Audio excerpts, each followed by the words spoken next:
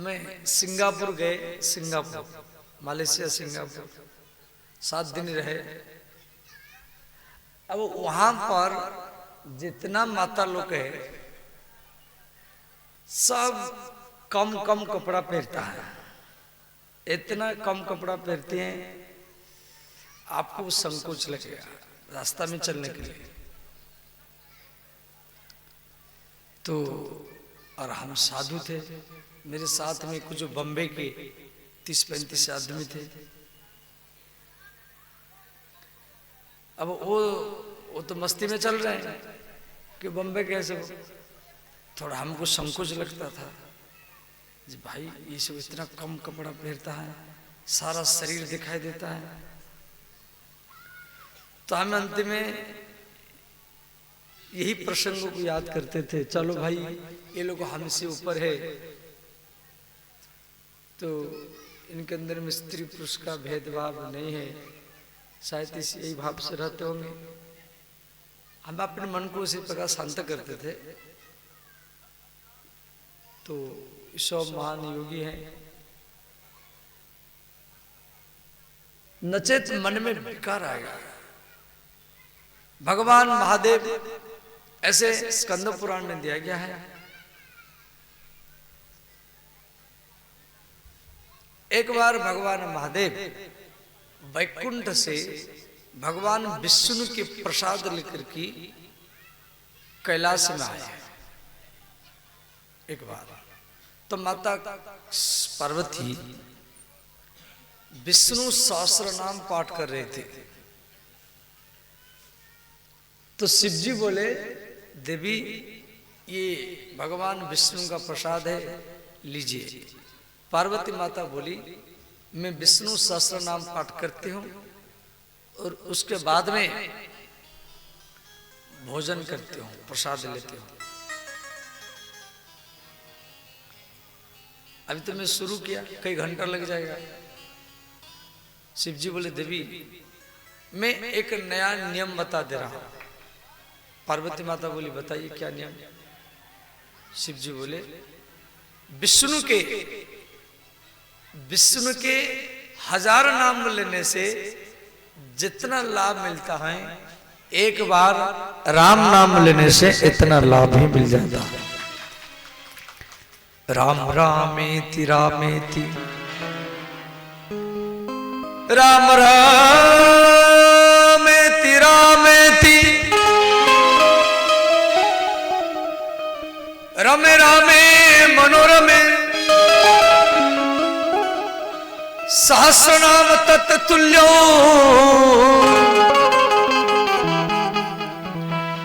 राम नाम बरानने।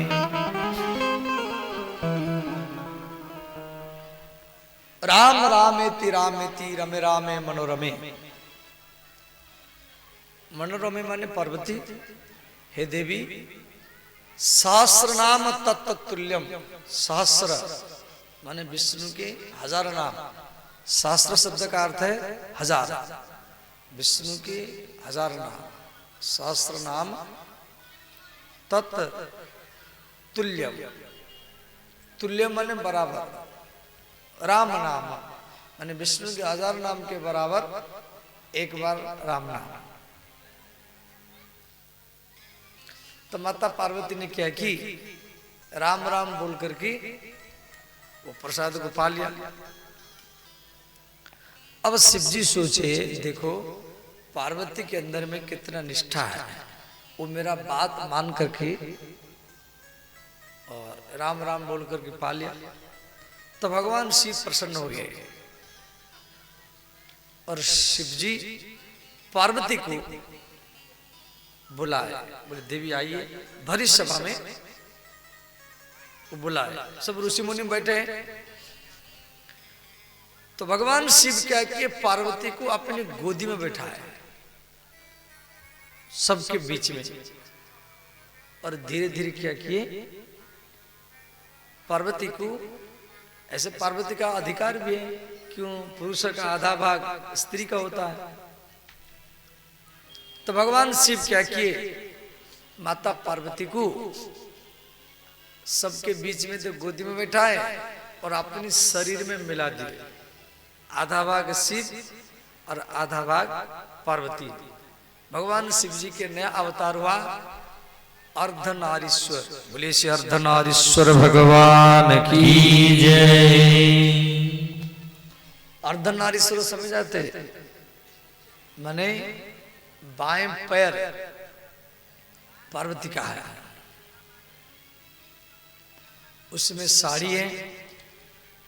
दाएं पैर शिव जी का है, उसमें चमड़ा है, बाघ का चमड़ा।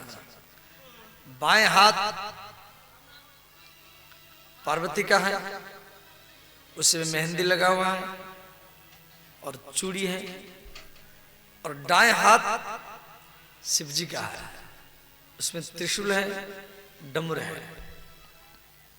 बाएं कान पार्वती का सोने की कुंडल है, दाएं कान शिव जी का से बिच्छू लटका हुआ है। बाएं पेट दाएं पेट, बाएं छाती दाएं छाती, बाएं पीठ दाएं पीठ, बाएं आंख पार्वती का और दाएं आंख शिव जी का।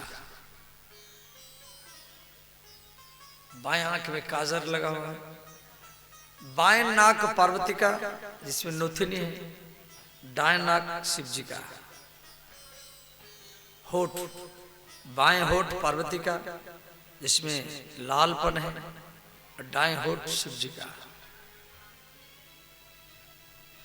मस्तक, बाएं मस्तक पार्वती का जिसमें सिंदूर लगा हुआ है, माता लोग को सिंदूर लगाती है। दाएं मस्तक शिव जी का। केस, बाएं केस पार्वती का लंबा लंबा बाल है, दाएं केस शिव जी का लंबा लंबा जटा है। भगवान शिव पार्वती का ऐसा जो रूप आप भी कभी चित्रपट में देखे होंगे, आधा शिव आधा पार्वती। अब यहां का प्रश्न है, भगवान शिव पार्वती भरी सभा में ये रूप क्यों दिखाए, समाज को ये रूप क्यों दिखाए? देखो, भगवान शिव जी का ये जो रूप दर्शन कराने का ये सोच है, कोई भी स्त्री पुरुष के बिना आधा है। कोई भी पुरुष स्त्री के बिना आधा है। देखो, किसी भी स्त्री का मन, किसी भी स्त्री का मन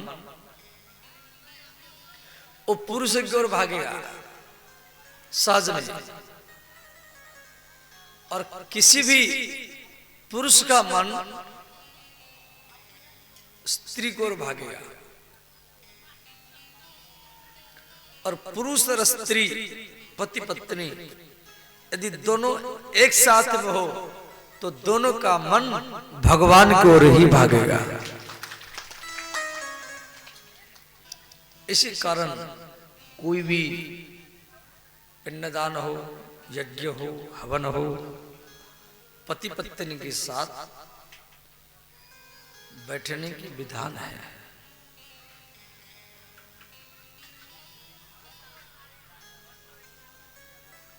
ये प्रकरण आप लोग संक्षेप में श्रवण किया। श्री मरुतगण की उत्पत्ति के बारे में दिया गया है। एक बार क्या हुआ, श्री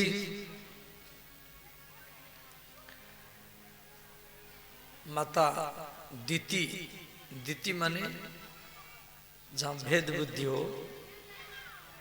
राक्षसों की मां का नाम है दिति, देवताओं की मां का नाम है अदिति। अदिति माने अभेद बुद्धि। तो राक्षसों की मां दिति इंद्र को मारने के लिए अपने पति कश्यप जी के पास गए। कश्यप जी एक व्रत बता दिए जिस व्रत को भागवत में कहा गया पुंसवन व्रत, तो श्री इंद्र को जब मालूम पड़ा जे मेरे दूसरी माता दिति मुझे मारने के लिए गर्भधारण किया है, तो इंद्र जाकर के दिति का सेवा करने लगा। तो एक बार माता दिति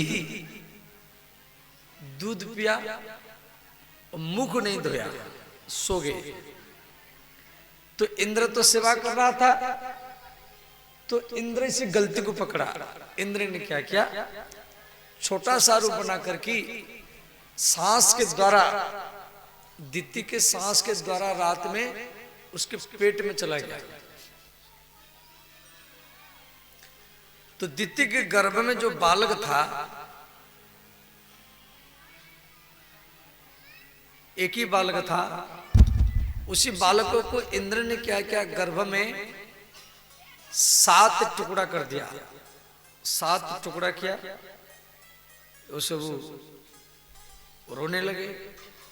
फिर एक एक टुकड़ा को 7 टुकड़ा किया। पहले तो मांस पिंड को 7 टुकड़ा किया, 7, फिर एक एक टुकड़ा को फिर 7 टुकड़ा किया, तो 49 टुकड़ा हो गया। इंद्र गर्भ में उनको कहा, मां रुद्र मत रो, उसको रोने लगे। तो अंत में माता दिति के गर्भ से ये 49 पुत्र जन्म लिए, उनके साथ इंद्र भी जन्म लिया। जब दिति देखा, अरे इंद्र मेरे गर्भ से, तो इंद्र ने सच बात बता दिया। इंद्र ने कहा, माता जब मैं सुना कि मुझे मारने के लिए आपने गर्भधारण किया, तो मैं आपके गर्भ में प्रवेश करके वो बालकों को 49 टुकड़ा किया हूं। तो फिर दिति प्रसन्न हो गई कि वो सत्य बात इंद्र बोला।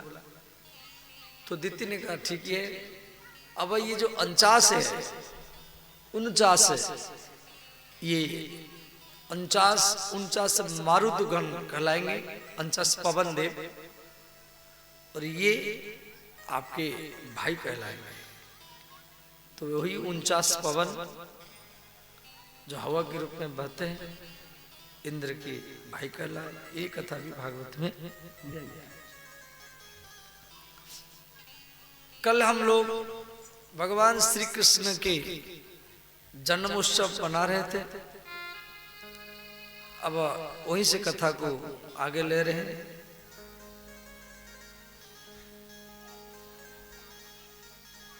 जायो जसोदा जी ने लाला, महला में हल्ला सो मची गयो। जायो जसोदा जी ने लल्ला, मोहल्ला में हल्ला सो मची गयो। जायो जसोदा जी ने लल्ला, महला में हल्ला सो मची गयो। जायो जसोदा जी ने लल्ला, मोहल्ला में हल्ला सो मची गयो। नंद के आनंद भयो, जय कन्हैया लाल की। नंद के आनंद भयो, जय कन्हैया लाल की। नंद के आनंद भयो, जय कन्हैया लाल की। नंद के आनंद भयो, जय कन्हैया लाल की। जय कन्हैया लाल की, यशोदा के लाल की। जय कन्हैया लाल की, यशोदा के लाल की। जायो जसोदा जिने लाला, महला में हल्ला सो मची गयो। जायो जसोदा जी ने लल्ला, मोहल्ला में हल्ला सो मची गयो। सब गाइए, दोनों हाथ उठा कर गाइए।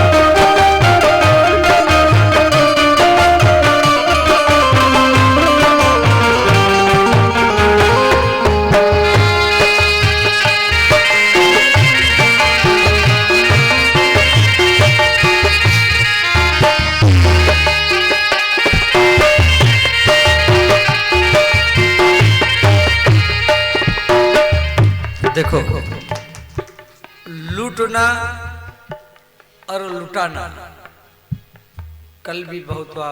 कोई टॉफी लूटा, कोई गेंद, कोई खिलौना लूटा।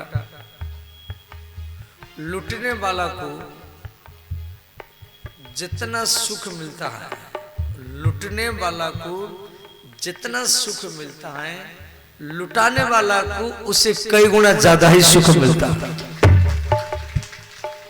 तो नंद बाबा लुटा रहे हैं। बाबा लुटावे अन्न धन सोना, बाबा लुटावे अन्न धन सोना, बाबा लुटावे अन्न धन सोना, बाबा लुटावे अन्न धन सोना, अन्न धन सोना हो, अन्न धन सोना, अन्न धन सोना हो, अन्न धन सोना।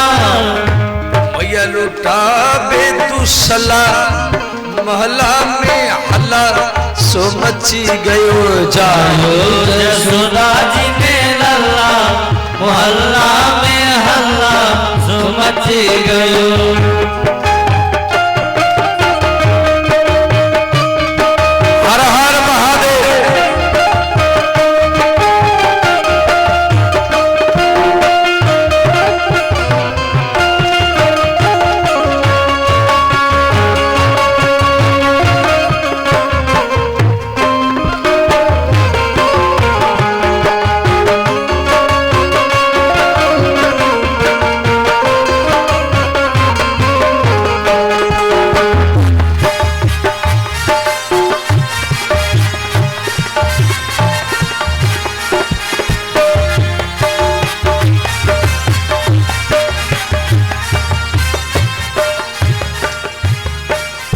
बाबा लुटावे लड्डू और पेड़ा, बाबा लुटावे लड्डू और पेड़ा, बाबा लुटावे लड्डू और पेड़ा, बाबा लुटावे लड्डू और पेड़ा।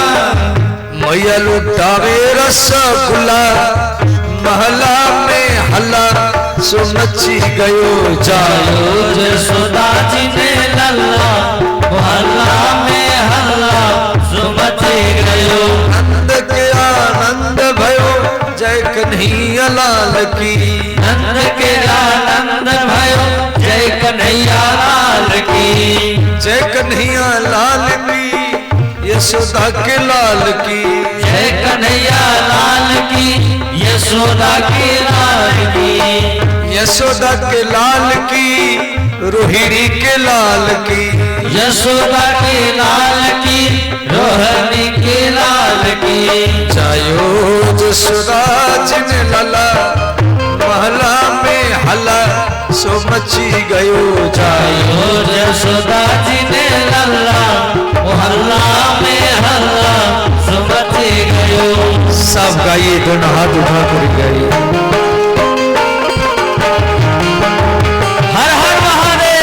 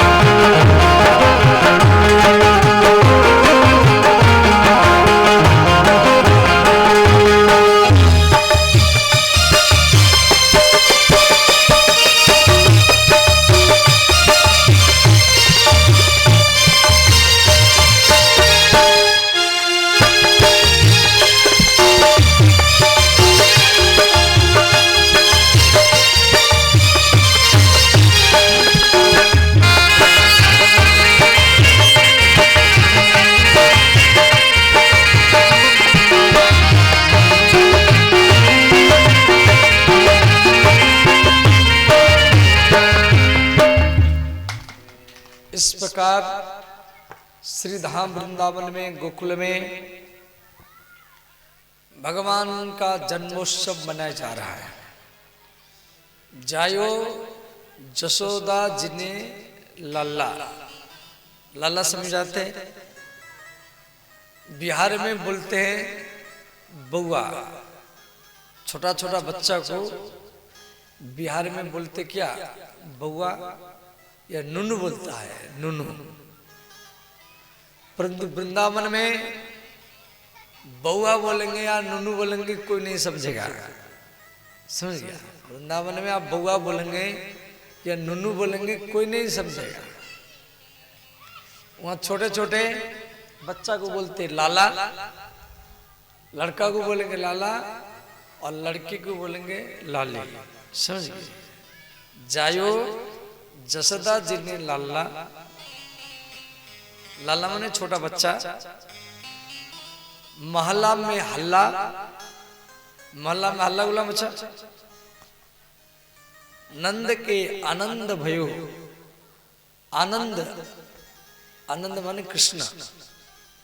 नंद के आनंद भयो, जय कन्हैया लाल। आनंद कहां जन्म लेता है, जहां पर मां जसोदा हो और पिता नंद हो। जसोदा का अर्थ है यशम ददाती इति जसोदा, जो दूसरे को यश दे, जो दूसरे को सम्मान दे, प्रतिष्ठा दे, इज्जत दे, उसी व्यक्ति को जसोदा कहा जाता है। और उसी को पति के रूप में नंद बाबा मिलता है। जसोदा स्त्री है और पति कौन है, नंद बाबा। और जहां पति नंद हो और पत्नी जसोदा हो, वहीं पर आनंद जन्म लेता है। नंद की आनंद भयो, आनंद माने कृष्ण, समझ गए। तो दूसरे के लिए जियो। आपका हर सोच विचार दूसरे के लिए होना चाहिए।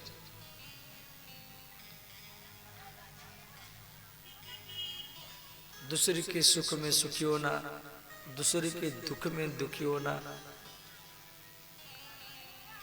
और वहीं पर आनंद जन्म लेता है। तो गोकुल में, वृंदावन में भगवान का जन्मोत्सव मनाया जा रहा है। भागवत में 18 श्लोक में कृष्ण के जन्मोत्सव की कथा दिया गया है। नंदस्यात्मदोत्पन्ने जाताल्लादो महामना आहूय विप्राण वेद ज्ञान स्नात शुचिर अलंकृतः। भगवान की जन्मोत्सव मनाया जा रहा है। सब देवता लोग, ऋषि मुनि सब आ रहे हैं। जैसे आपके घर में कोई जन्म लिया तो रिश्तेदार लोग आते हैं, कोई खिलौना भेंट करता है, कोई सोना चांदी भेंट करता है। तो भगवान के जन्मोत्सव में पहले भगवान महादेव आए। कहां से? कैलाश से। तो गणेश जी बोले, पिताजी आप कहां जा रहे हैं? शिव जी बोले, पुत्र मेरे परमाराध्य गोलोकनाथ राधा वल्लभ श्री धाम वृंदावन में गोकुल में अवतार लिए हैं। उनका दर्शन करने के लिए मैं जा रहा हूं। गणेश जी बोले, पिताजी हम भी जाएंगे। शिव जी बोले, पुत्र मैं एक ग्रामीण बनकर के, एक ग्वारिया गैया चराने वाला बनकर के जाऊंगा, तो तुझे साथ में कैसे लूंगा? गणेश जी बोले, पिताजी यदि आप ग्वारिया बनकर के जाएंगे तो मैं एक खिलौना बन करके जाऊंगा, खिलौना। तो गणेश जी क्या किए, वो मिट्टी के गणेश बन गए, मिट्टी के गणेश। भगवान महादेव एक ग्रामीणी मजदूर ग्वारिया बनकर की वो मिट्टी के गणेश को लेकर की गोकुल में आया और माँ यशोदा को दिए। बोले मैया तेरे लाला के लिए, तेरे बउआ के लिए एक खिलौना लाया हूं। माँ यशोदा देखा बड़ा सुंदर गणेश है, अच्छे लगते हैं। तो माँ यशोदा जब बाल कृष्ण को पलना में सुला करके इधर उधर चली जाती थी और पलना में बाल कृष्ण रोते थे, तो मिट्टी के गणेश क्या करते थे, वो सचमुच गणेश बन करके वो पलना के रस्सी को सूंड में पकड़ करके ऐसे झुलाते थे। जब यशोदा मैया आ जाती थी तो मिट्टी के गणेश बन जाते थे। इस प्रकार श्री कृष्ण के लीला में पहले श्री गणेश जी शामिल हो गए। बोले श्री गणेश भगवान की जय। अब श्री कृष्ण कथा का श्री गणेश हुआ। देखो भागवत में कृष्ण कथा बहुत विस्तार में है। अब कृष्ण कथा का श्री गणेश हुआ। अब देवी लक्ष्मी ने विचार की मैं भेंट में क्या दूं, तो गणेश लक्ष्मी माता क्या की, एक साधारण स्त्री के रूप में वृंदावन में आई और एक गुड़िया लेकर के आई, गुड़िया। और यशोदा मैया को पकड़ा दी, कहा अरे मैया जब तेरे लाला रोएंगे, कभी कभी बच्चे रोते हैं, जब तेरे लाला रोएंगे तो ये गुड़िया को उनकी गोदी में दे देना और ये कहना ये आपका बहू है, ये आपका दुल्हन है। पृथ्वी गेंद के रूप में आई। पृथ्वी जिस पृथ्वी पर आप बैठे हैं ये गेंद के रूप में कृष्ण के पास आई। माने कृष्ण के अगल बगल में जितना खिलौना है वो सब देखने के लिए मिट्टी के, प्लास्टिक के, लकड़ी के थे, परंतु वो सारा को सारा देवता, सारा को सारा खिलौना वो देवता ही थे। भागवत में कहा गया बच्चों का खिलौना कैसा होना चाहिए, ध्यान देना। बच्चों के खिलौना में कोई धार होना नहीं चाहिए, जैसे पेंसिल, चाकू, ब्लेड, इस प्रकार का खिलौना बच्चों को देना नहीं चाहिए। क्यों? बच्चे मुख में लेके चूसेंगे तो उनका मुंह कट जाएगा।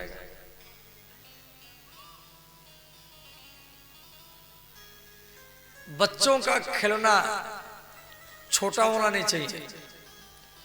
यदि खिलौना छोटा होगा तो बच्चा निगल जाएगा, पेट में चला जाएगा। भागवत धर्म कहती हैं बच्चों के खिलौना में लाइट हो, आवाज करता हो तो बच्चे प्रसन्न होते हैं। भागवत धर्म कहती हैं जो बच्चा को खिलौना भेंट करता है, जो बच्चा को खिलौना भेंट करता है, गुब्बारा खिलौना देता है, उसको मरने के बाद में अश्वमेध यज्ञ का लाभ ही मिल जाता है। इसलिए बच्चों के जन्मोत्सव में आज भी हम लोग खिलौना लुटाते हैं। कल जो गुब्बारा से वो टंगा गया था ये मनोरंजन कार्यक्रम नहीं था, ये शास्त्रीय कार्यक्रम था। यदि बच्चा साथ में हो, अब बाजार में गए तो बच्चा सोचता है मेरे माता पिता है तो सारा खिलौना मेरा है, ये चाहिए वो चाहिए वो चाहिए वो चाहिए। और माता लोग क्या करती हैं, उसको लड्डू पकड़ा देती हैं, वो लड्डू खा जाता है, फिर खिलौना मांगता है। फिर माता लोग क्या करती है, जलेबी खिला देती है, वो जलेबी खा लेता है, फिर खिलौना मांगता है। फिर माता लोग नाराज हो जाती हैं, अरे खिलौना टूट जाएगा, तू पकौड़ा खा। फिर बच्चे पकौड़ा खा लेते हैं, फिर खिलौना मांगते हैं। देखो, पकौड़ा, जलेबी, लड्डू खिलाओ, मना नहीं है, खिलाइए, परंतु ये सब खिलाने से आपको यज्ञ का लाभ नहीं मिलेगा। आपको खिलौना देना पड़ेगा, आपको खिलौना देना ही पड़ेगा। पकौड़ा जलेबी ठीक है, खिलाइए, ये सब खिलाने से आपको यज्ञ का लाभ नहीं मिलेगा। बच्चों को खिलौना बहुत प्रिय होता है, इसीलिए आज भी कोई भी बच्चा जन्म लेता है, हमारे हिंदू सनातन धर्म का एक नियम है, उसके सके संबंधी रिश्तेदार लोग या ससुराले के लोग उसके लिए खिलौना ही लेकर के ही आते से। कोई सोने की खिलौना भेंट करता है, कोई चांदी का खिलौना भेंट करता है। समझ गए? ये मनगढ़ंत बात नहीं है, ये भागवत में दिया गया है। तो श्री भगवान की जन्मोत्सव मनाया जा रहा है। अब 6 दिन बीत गया,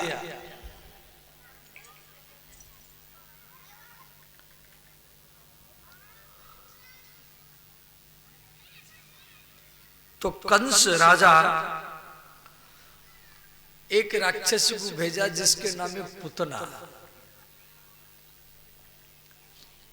कंस राजा पुतना को कहा, कंसेन प्रहित घोरा पुतना बाल घातिनी शिशुश्चचार निघ्नन्ति पुरग्राम ब्रजादिशु। कंस कहा, पुतना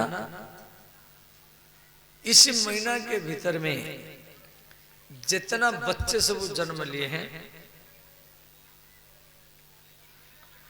उन सबको खा करके मार करके आप आओ। तो पुतना एक सुंदर स्त्री का रूप बनाया और अपने स्तन में वो जहर भर लिया। सुंदर स्त्री के रूप में गोकुले में आई तो यशोदा मैया देखा जे ऐसा सुंदर स्त्री तो मैं कभी नहीं देखा। तो मां यशोदा ने क्या की, अपनी बालक को, बाल कृष्ण को उसकी गोदी में दे दिया। तो श्री कृष्ण छोटे हैं, वो पुतना के गोदी में आंख बंद किए। तो आंख क्यों बंद किए? भगवान मन में सोच रहे हैं ये पुतना है कौन जो मुझे आज अपनी गोदी में लिया। ये पुतना पिछले जन्म में महाराज बलि के बहन रत्नाबली थी। जब वामन भगवान आए तो रत्नाबली के मन में इच्छा हुई जे ऐसा पुत्र हमको चाहिए। परंतु वामन भगवान जब अपना रूप बढ़ाए, अब रत्नाबली मैंने विचार की इसको मार डालू। तो दोनों इच्छा को पूर्ति करने के लिए वो रत्नाबली पुतना के रूप में आई। दूसरा भाव है, जगत गुरु वल्लभाचार्य जी लिखे हैं भगवान पुतना के गोदी में आंख क्यों बंद किए? भगवान आंख बंद करके शिव जी को याद किए, महादेव को। ये महादेव ये अपने स्तन में जहर भर करके आई है मुझे मारने के लिए, और मेरे मैया मुझे इसकी गोदी में दे दिया, और आप इसके स्तन में जो जहर है उस जहर को आप पी जाओ और दूध को हम ही पी जाएंगे। इसीलिए आंख बंद किए हैं। फिर जो भी कुछ हो भागवत में दिया गया है। भगवान सा मुंच मुंचालमिति प्रभासिनी, भगवान क्या किए, उसके स्तन में जो जहर था वो जहर को भी पिए, दूध को भी पिए, धीरे धीरे उसके प्राण को पीने लगे और किल्लाई सा मुंच मुंच मुंच, बालक छोड़ छोड़, मुंच शब्द का अर्थ छोड़, सा मुंच मुंच मुंच मुंच, बार बार वो बोली छोड़। अब भगवान विष पिए, दूध पिए और उसके प्राण को पी गए, और अंतिम में भी उसका राम नाम सत्य हो गया। श्रीमद् भागवत में दिया गया है 6 कोस, 6 कोस माने 18 किलोमीटर, एक कोस का 3 किलोमीटर है। 18 किलोमीटर के एरिया में जितना वृक्ष लता थे उन सबको गिरा करके, उखाड़ करके पुतना शरीर त्याग किया। 18 किलोमीटर के एरिया में, 18 किलोमीटर माने लौकाई से बड़हरा होगा और उससे ज्यादा होगा। इतना एरिया में जितना वृक्ष लता है सबको गिरा करके वो मरा। यशोदा मैया पुतना के छाती से बाल कृष्ण को लेकर के आई। उसके बाद में गौशाला में लेके गई, गौशाला में, और गौशाला में श्री गोमूत्रेण स्नापित्वा, गैया के मूत्र में कृष्ण को स्नान कराई। पुनर्गो रजसार्वकम, फिर गोबर लगाई और गैया के पूंछ में झड़वाई बाल कृष्ण को। क्यों? देखो, गौ माता के पूंछ में, गैया के पूंछ में श्री हनुमान जी रहते हैं।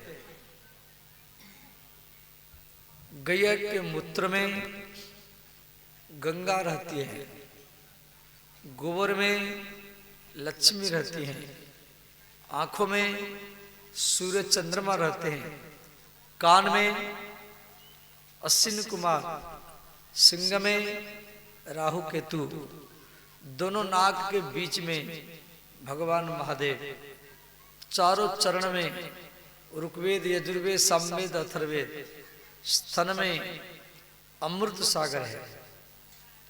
आप 33 करोड़ देवता गैया के शरीर में है। आप 33 करोड़ देवताओं को अलग अलग पूजा करो, भोग लगाओ, आरती करो, जितना लाभ मिलेगा, और अपने घर का प्रथम रोटी, पहला रोटी गैया को खिला दो तो सारा देवताओं का ही पूजा हो गया। अंतिम रोटी कुत्ता को देना करो, पहला रोटी गौ माता को देना करो। पहला रोटी का अर्थ समझ जाते, ये नहीं रोटी बनाओ, ऐसे पहला रोटी कच्चा होता है, पहला रोटी भी कच्चा होता है। ये कच्चा रोटी नहीं खिलाना है, पहले रोटी बना लेना है। जब वो रोटी बन जाएगा, उसी रोटी से एक अच्छा रोटी निकाल करके गोमाता को खिलाना चाहिए, तब गोमाता प्रसन्न होगी। समझ गए?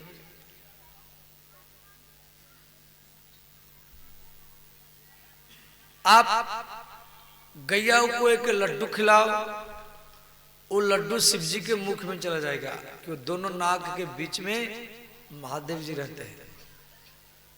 गैया को एक केला खिलाओ, वो केला हनुमान जी के पास पहुंचेगा, क्यों? गैया की पूंछ में हनुमान जी रहते हैं। और सबरी देवता को कहां खिलाएंगे?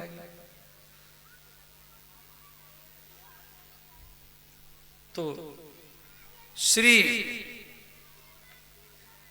पुतना के शरीर को काट काट करके ब्रजवासी वृंदावनवासी 5 भाग किए। पुतना के शरीर को काटे, दोनों भुजा काटे, दोनों जान काटे।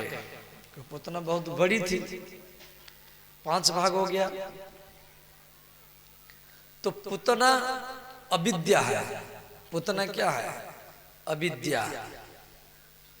अविद्या 5 प्रकार के होते हैं, विद्या, अविद्या, साविद्या या विमुक्त, जो मुक्ति की ओर ले जाए, जो मोक्ष की ओर ले जाए, वो विद्या है। जो अंधकार की ओर ले जाए, वो अविद्या है। तो अविद्या 5 प्रकार के क्या है? काम, क्रोध, लोभ, मोह और माया। ये 5 प्रकार के अविद्या है। इसीलिए पुतना को 5 भाग किया गया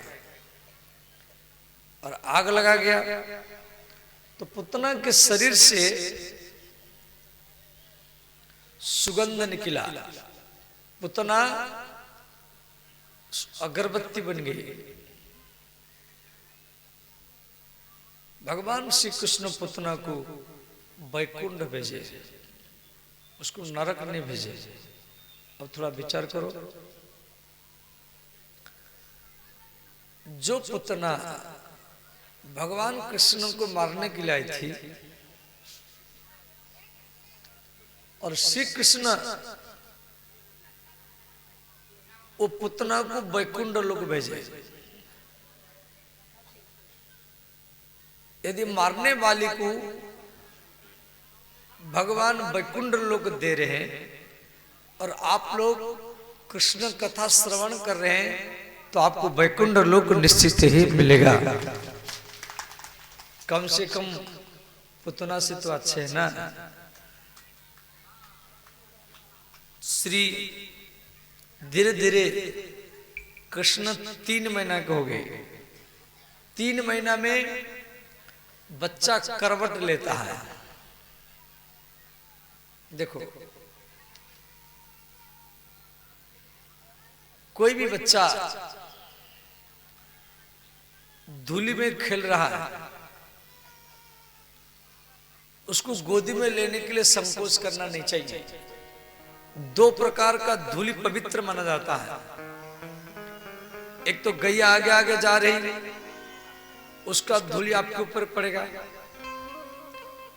और एक छोटा बच्चा धूली में खेल रहा है और आप उसको गोदी में ले लिया, और उसकी शरीर से जो धूली आपके कपड़ा में लगेगा, आपका सारा दिन मंगल ही मंगल होगा। जब राम जी छोटे थे और धूली में खेल रहे थे, तो तुलसीदास जी लिखे हैं,